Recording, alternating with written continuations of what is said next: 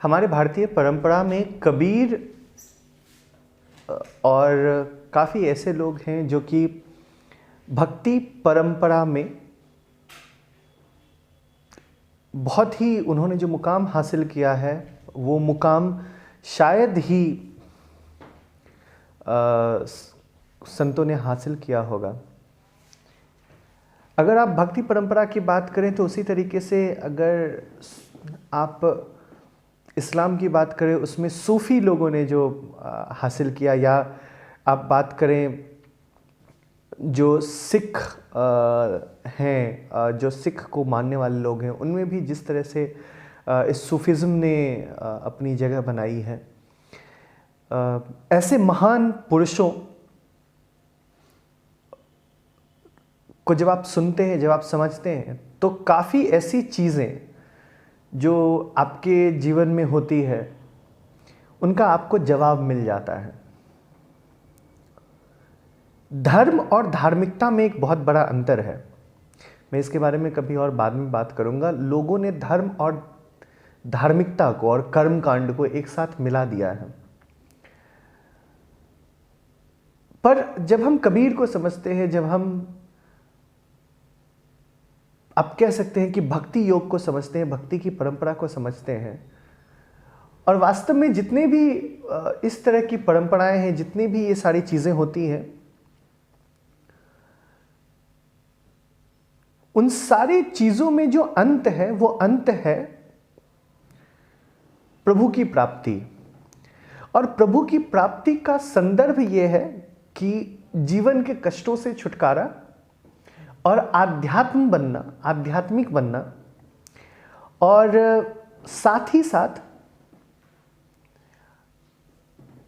एक अच्छे समाज का निर्माण करना, मानवता के बारे में बात करना, जागृत करना, लोगों को जगाना, जागरूक बनाना, और खुद को जो संसार रूपी माया है उससे ऊपर उठाना।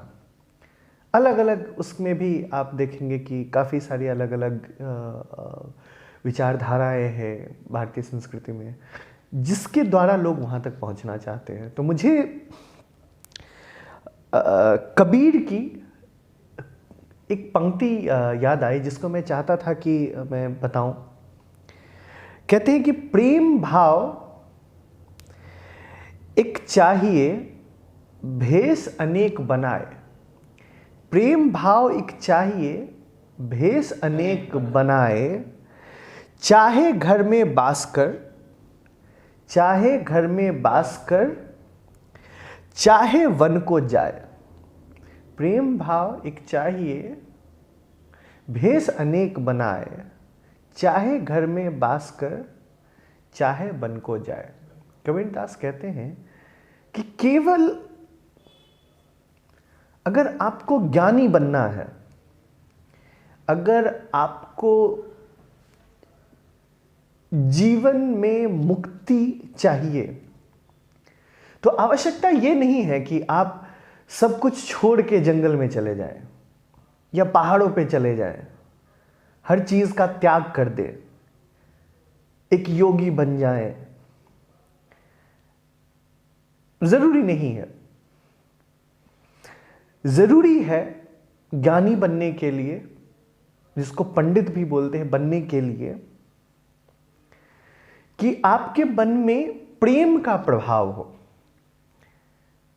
अगर जैसे कबीरदास ने कहा था कि पोथी पढ़ जग हुआ, पंडित भया न कोय, धाई आखर प्रेम का, पढ़े सो पंडित होय। कबीरदास पढ़े लिखे नहीं थे।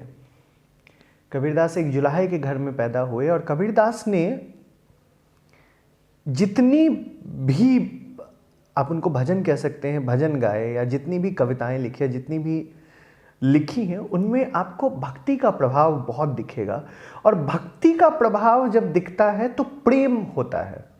कबीरदास प्रेम पे बहुत जोर डालते हैं, और इस वक्त पे मानवतावादी धर्म को निभाने के लिए प्रेम की बहुत आवश्यकता है।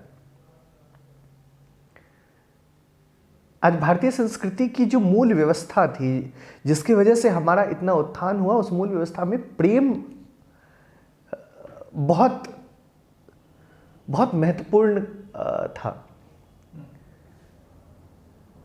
परंतु आज देखो कि अगर आप किसी एक विचारधारा को मानते हो, जिस तरीके से हमारा समाज किसी एक चीज को लेके गुटों में बंध जाता है, उसकी वजह से समाज से प्रेम गायब होता जा रहा है। और जब प्रेम समाज से गायब होता जाता है तो कबीरदास के शब्दों में ही, और मैं बोलूँगा कि जितने भी ऐसे लोग हैं उन्हीं के शब्दों में, ये पतन का कारण है। तो अगर सामाजिक पतन को रोकना है तो सबसे पहले प्रेम की ज्वाला जलानी पड़ेगी।